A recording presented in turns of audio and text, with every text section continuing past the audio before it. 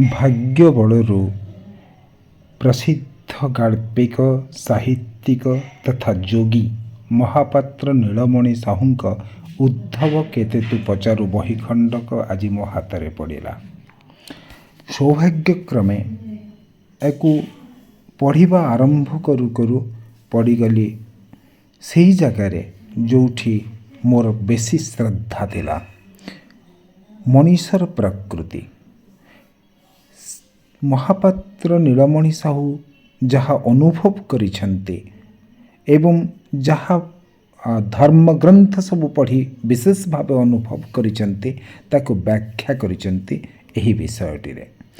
ସେ ଅନୁଭବ କରିଛନ୍ତି ଆମ ମଣିଷମାନଙ୍କ ଭିତରେ ଚାରିଟି ପ୍ରକୃତିର ମଣିଷ ଅଛନ୍ତି ବୋଲି ଅନେକ ଆଧ୍ୟାତ୍ମିକ ଶାସ୍ତ୍ରରେ ବର୍ଣ୍ଣିତ ଅଛି ଏବଂ ସେ ଚାରି ପ୍ରକାର ମଣିଷ ଭିତରେ ବିଭିନ୍ନ ଗୁଣାଗୁଣ ସମିଶ୍ରଣରେ ବହୁ ଜାତୀୟ ମଣିଷଙ୍କ ଉଦ୍ଭବ ହୋଇଛି ଏବଂ ଏହି ଚାରି ପ୍ରକୃତି ଭିତରେ ବି ଅଭେଦ୍ୟ ପ୍ରାଚୀର ନାହିଁ।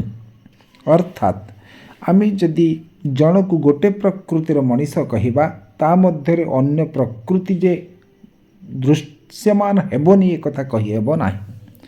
এই ଚାରି ପ୍ରକାର ମଣିଷଙ୍କୁ ଦେଖିବାର ବଡ଼ ଆକର୍ଷଣ ମୋ ଭିତରେ ତୀବ୍ର ହେଲା। ପ୍ରଥମ ପ୍ରକାର ମଣିଷ ହେଲେ ଦେହ ପ୍ରଧାନ ମଣିଷ, ଦ୍ୱିତୀୟ ପ୍ରକାରର ମଣିଷ ହେଲେ ପ୍ରାଣ ପ୍ରଧାନ ବା ହୃଦୟ ପ୍ରଧାନ ମଣିଷ, ତୃତୀୟ ପ୍ରକାରର ମଣିଷ ହେଲେ ମନ ପ୍ରଧାନ ବା ବୁଦ୍ଧି ପ୍ରଧାନ ମଣିଷ ଏବଂ ଚତୁର୍ଥ ପ୍ରକାରର ମଣିଷ ହେଲେ ଆତ୍ମା ପ୍ରଧାନ ମଣିଷ ବା ଆଧ୍ୟାତ୍ମିକ ମଣିଷ। କେଡ଼େ ସୁନ୍ଦର ଭାବରେ ଶ୍ରୀଯୁକ୍ତ ସାହୁ ବର୍ଣ୍ଣନା କରିଛନ୍ତି ଯେ ଦେହ ପ୍ରଧାନ ମଣିଷମାନେ ଆପଣାର ଦେହ ବା ଶରୀରର ଧର୍ମକୁ ନେଇ ବଞ୍ଚନ୍ତି, ଶରୀରର ଚାହିଦା ପୂରଣ କରି ବଞ୍ଚୁଥାନ୍ତି। କେବଳ ଶରୀର ହିଁ ଏମାନଙ୍କର ଏକମାତ୍ର ବଞ୍ଚିବାର ମାଧ୍ୟମ। ଏମାନଙ୍କ ଭିତରେ ପ୍ରାଣ ରହିଛି ସତ, ମାତ୍ର ହୃଦୟର ଅନୁଭୂତି ଆବେଗ ପ୍ରବେଗ ବିଶେଷ ନାହିଁ। ଏମାନଙ୍କ ମସ୍ତିଷ୍କ ଯନ୍ତ୍ରଟି ଅଛି ସତ, ମାତ୍ର ସେ ମସ୍ତିଷ୍କ ଭିତରେ ମନ ଓ ବୁଦ୍ଧି ବିଶେଷ ବିକାଶ ଲାଭ କରିନାହିଁ। ତେଣୁ ଏମାନେ ଜୀବଜନ୍ତୁଙ୍କ ପରି ଖାଆନ୍ତି, ପିଅନ୍ତି, ଶୁଅନ୍ତି, ପ୍ରଜନନ କ୍ରିୟା କରନ୍ତି ଆଉ ସବାଶେଷରେ ଇହଲୀଳା ସମ୍ବରଣ କରନ୍ତି, ଦିନେ ମରିଯାଆନ୍ତି। ଏମାନେ କୌଣସି ବିଷୟରେ ଚିନ୍ତା ବା ମନନ କରିପାରନ୍ତି ନାହିଁ। ପ୍ରାଣୀ ଧର୍ମ ବାହାରେ ଏମାନେ ଆଉ କିଛି ବିଶେଷ ପ୍ରତି ଆଗ୍ରହ ଦେଖାନ୍ତି ନାହିଁ, ଆସ୍ପୃହା କରନ୍ତି ନାହିଁ କି ଉନ୍ମୁଖ ହୁଅନ୍ତି ନାହିଁ। ଏମାନଙ୍କୁ ସେ ଗୋଟିଏ ଶବ୍ଦରେ କହିଛନ୍ତି ଏମାନେ ଦେହଜୀବୀ, ଦେହକୁ ନେଇ ବଞ୍ଚୁଥିବା ମଣିଷ। ଏମିତି ମଣିଷମାନଙ୍କୁ ଆମେ ବି ଆମ ଦୃଷ୍ଟିରେ ବହୁତ ସମୟରେ କହିଥାଉ ଅତୀବ ବସ୍ତୁବାଦୀ ମଣିଷ। ଆଉ ଦ୍ୱିତୀୟ ପ୍ରକାରର ମଣିଷ ହେଲେ ପ୍ରାଣ ପ୍ରଧାନ ବା ହୃଦୟ ପ୍ରଧାନ ମଣିଷ, ଟିକେ ଉନ୍ନତତର। ଏମାନେ ଶରୀରକୁ ନେଇ ବଞ୍ଚନ୍ତି ସତ, କିନ୍ତୁ ଶରୀରର ଚର୍ଯ୍ୟା ଏମାନଙ୍କୁ ଆନନ୍ଦ ଦେଇପାରେ ନାହିଁ। ଶରୀର ଭିତରେ ଏମାନେ ବନ୍ଦୀ ହୋଇ ରହିପାରନ୍ତି ନାହିଁ। ଏମାନଙ୍କ ହୃଦୟ ବୃତ୍ତିର ବିକାଶ ଘଟିଥାଏ। ସ୍ନେହ, ପ୍ରେମ, କରୁଣା, ଦୟା, ଘୃଣା, ଅନୁରାଗ, ବିରାଗ ଆଦି ଭାବାବେଗ ଗୁଡ଼ିକ ଏମାନଙ୍କୁ ଜୀବନ ପ୍ରତି ସମ୍ବେଦନଶୀଳ କରିଦିଏ। କେତେ ଉନ୍ନତ କଥା! ତାଙ୍କ ପାଖରେ ସ୍ନେହ ଦେଖାଯାଏ, ପ୍ରେମ ଦେଖାଯାଏ, କରୁଣା ଦେଖାଯାଏ, ଦୟା ଦେଖାଯାଏ, ଘୃଣା ଦେଖାଯାଏ, ଅନୁରାଗ ବିରାଗ ସବୁକିଛି ଦେଖାଯାଏ। ସମ୍ବେଦନଶୀଳ ସେମାନେ ମଣିଷର ଜୀବନକୁ ନେଇ। ସେଇଥିପାଇଁ ତ ସେମାନଙ୍କ ଭିତରେ ବିସ୍ମୟ ବୋଧ ଥାଏ, ସମ୍ମାନ ବୋଧ ଥାଏ, କୃତଜ୍ଞତା ବୋଧ ଥାଏ, ସୌନ୍ଦର୍ଯ୍ୟ ବୋଧ ଥାଏ ଏବଂ ତୀବ୍ର ଭାବେ ଥାଏ। ଏମାନେ ଭାବପ୍ରବଣ ବା ଆବେଗ ପ୍ରବେଗ ପ୍ରବଣ ମଣିଷ। ଏହି ଭାବାବେଗ ବା ହୃଦୟାବେଗ ଦ୍ୱାରା ସେମାନଙ୍କର ଜୀବନ ବୃତ୍ତ ଆହୁରି ପ୍ରସାରିତ ହୋଇଯାଏ। ଏମାନେ ହୃଦୟଜୀବୀ ମଣିଷ। ଦୁଇ ପ୍ରକାର ଦେଖିଲେ, ଦେହ ପ୍ରଧାନ ବା ଦେହଜୀବୀ, ହୃଦୟ ପ୍ରଧାନ ବା ହୃଦୟଜୀବୀ। ତୃତୀୟ ପ୍ରକାରର ମଣିଷ ହେଲେ ମନ ପ୍ରଧାନ ବା ବୁଦ୍ଧି ପ୍ରଧାନ ମଣିଷ। ଏମାନଙ୍କ ମସ୍ତିଷ୍କ ବୃତ୍ତି ବିଶେଷ ବିକଶିତ ହୋଇଥାଏ। एमाने देह प्राण बा हृदय को नहीं बंचंती सत, किंतु मस्तिष्क ही यही सब क्षुद्रतर सीमा भितर को अनंत आड़ को मुक्ति दे जाए। मस्तिष्क बा मनोबुद्धि विकास फल एमानक भितर तीव्र जिज्ञासा बोध रही है, क्यूरियस। एमाने सबु कथा जानिबा को इच्छा करती, बुझिबा को आग्रहान्वित हो पड़ती।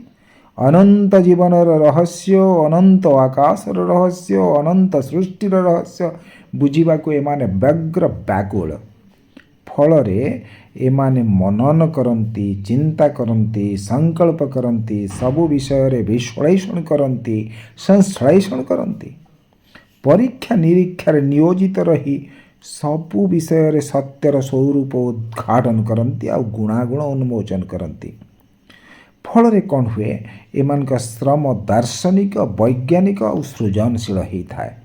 वैज्ञानिक प्रयोग द्वारा एमाने प्रकृति सृष्ट पृथ्वीर गतिवृत्ति और नीति नियम मध्य परिवर्तन घटाई दी थांती। मन और हृदयर विकास हेले मनीष स्वाधीन और स्वतंत्र भावे तार जीवन और परिपार्श को गभीर और व्यापक रूपे बुझी पारे। ई दीटी द्वारा मनीष एते दूर सभ्य मार्जित हो पारे। आउ एमाने बुद्धिजीवी मनीष। चतुर्थ प्रकार मनीष को देखिले आश्चर्यचकित हवा को पड़े। सेमानक संख्या खूब स्वल्प। सेमाने हेउछन्ति आत्मा प्रधान मनीष बा आध्यात्मिक मनीष। एमाने निज निजर अंतरात्मार विकास और प्रभाव द्वारा परिचालित होइतांती। एमानकर आत्मविकास घटी थाए। यही आत्मा प्रधान मनीष मानकर देह हृदय मन बुद्धिर विकास मध्य स्वतः घटी थाए। एमानक हृदय रे विश्व प्रेम थाए। विभु प्रेमर तरंग सर्वदा खेलुताए। करुणा मैत्री साम्य शांति सत्य शिव आउ सुंदर उपलब्धि रे एमाने एक उन्नत चेतनार स्तर रे बंची जाती।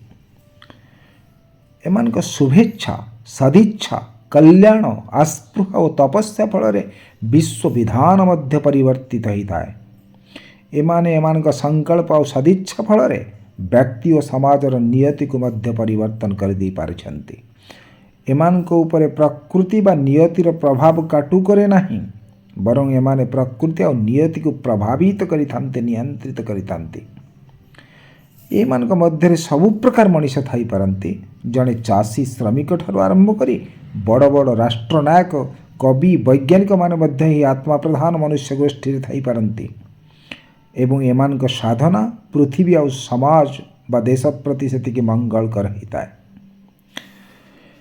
चारि प्रकार मनीष को देखिले भगवान मनीष को एमिति एक विशेष धरणर मन बुद्धि और विशेष धरणर हृदय एक शक्ति चेतना मुक्त आत्मा देइछन्ति। मनीष जदि तार एही गुणगुड़िकर समुचित विकास करे, सेगुड़िकर विहित उपयोग करे, तेबे से सृष्टिर अंधकार भितर आलोक आड़ को गति करि परिबो, मृत्यु अमृत आड़ को गति करि परिबो एवं दुख निरानंद भितर आनंद आह्लाद आड़ को गति करि परिबो। हाँ, ईश्वर और सबु धर्मशास्त्र मोटामोटी भावे यही कथा ही कहिसेंती, किंतु भिन्न भिन्न भावरे कहिसेंती। तेबे चरम सत्य और चरम लक्ष्य संबंध रे मध्य विभिन्न धार्मिक मतवाद रही आउ पथ निर्वाचन मध्य बहु पार्थक्य रही, किंतु सेथिरे आमर जाय आसे कौन? आमे कौन एते वर्ष खाली यही मिथ्या को नहीं बंचिबा?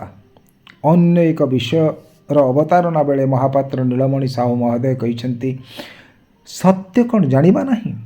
आमे कौन खाली काम को नहीं बंचुथुबा? प्रेम कौन जानिबा नहीं? आमे कौन खाली सीमा भितर बंचुथुबा असीम कौन जानिबा नहीं? आमे कौन खाली यही रुक्ष धूसर सीमित वास्तवता को नहीं भोग करुथुबा मधुर रहस्य कौन जानिबा नहीं? आमे कौन खाली भोग करी चलीथिबा त्यागर आनंद और महिमा बुझिबा नहीं? आमे कौन खाली ए पृथ्वी को नहीं चलीथिबा ए पृथ्वी को किछि देई जाई परिबा नहीं? आमे कौन केवल आमर एही देह को मु बोली बुझुथुबा आमर असल स्वरूप अंतरात्मा को आविष्कार करिबा नहीं? आमर आत्मा संग मिलित हेबा नहीं? आमर चतुर्पार्श्वर प्रकृति सहित एकात्म हेबा नहीं? पृथ्वीर सबु जीवजंतु सहित स्नेह प्रीतिर आत्मीयता और कुटुंबिता अर्जन करिबा नहीं? ମଣିଷକୁ ଏକ ଅଦ୍ଭୁତ ପ୍ରାଣୀ ଭାବେ ଭଗବାନ ସୃଷ୍ଟି କରିଛନ୍ତି। ସେ ଏକମାତ୍ର ପ୍ରାଣୀ ଯିଏ ଦୁଇଟି ଗୋଡ଼ ଉପରେ ଠିଆ ହୋଇ ଉର୍ଦ୍ଧ୍ୱ ଆକାଶକୁ ହାତ ଟେକି ଦେଇପାରେ, ମଥା ଟେକି ଦେଇପାରେ, ଦେଖିପାରେ। ଏବଂ ସେ ଯେତେବେଳେ ଭଲ କାମ କରେ ନା, ଯେତେବେଳେ ସମାଜ ପାଇଁ ଲାଭଦାୟକ, ସମାଜର ଉନ୍ନତି ପାଇଁ କିଛି କାମ କରେ ନା, ତା ମୁଖମଣ୍ଡଳ ଉଜ୍ଜଳ ଆଭା ବିମଣ୍ଡିତ ହୋଇଯାଏ। ଏବଂ ସେତେବେଳେ ସେ ଦେଖାଯାଏ କେବଳ ବିନୋବା ଭାବେ କାହିଁକି, କେବେ ଗାନ୍ଧୀଙ୍କ ପରି, କେବେ ଗୋପବନ୍ଧୁଙ୍କ ପରି, କେବେ ପଣ୍ଡିତ ଶ୍ରୀରାମ ଶର୍ମାଚାର୍ଯ୍ୟଙ୍କ ପରି, ଅବା କେବେ ବିବେକାନନ୍ଦଙ୍କ ପରି। ଏହି ମହନୀୟ ଆତ୍ମା ଏ ସମାଜର ସର୍ବୋତ୍କୃଷ୍ଟ ଏବଂ ସବୁ ଯୁଗର ଆବଶ୍ୟକତା ନିଶ୍ଚିତରେ। ଚାଲନ୍ତୁ ନା ଆମେ ଥରେ ପ୍ରଚେଷ୍ଟା କରିବା ଅନ୍ତତଃ ଦେହଜୀବୀରୁ ଆତ୍ମା ଅନୁସରଣକାରୀ ମଣିଷ ହେବା ପାଇଁ। ସେଥିପାଇଁ କେବଳ ଆମ ଅନ୍ତରାତ୍ମାର ସଚେତନତା ଲୋଡ଼ା। ଯେତେବେଳେ ଆମେ ସଚେତନ ହେବାକୁ ପ୍ରଚେଷ୍ଟା କରିବା, ନା କାହାକୁ ଆମେ ଦୁଃଖ ଦେଇପାରିବା, ନା କେବେ ଅପକର୍ମଟିଏ କରିପାରିବା। ଆମକୁ ସେଇଭଳି ମଣିଷ ହେବାର ପ୍ରଚେଷ୍ଟା କରିବା ଆଜି ହିଁ ଲୋଡ଼ା। ତେବେ କାଲି ସକାଳକୁ ଆମକୁ ମଣିଷ ପରି ମଣିଷ କୁହାଯିବ। ଧନ୍ୟବାଦ।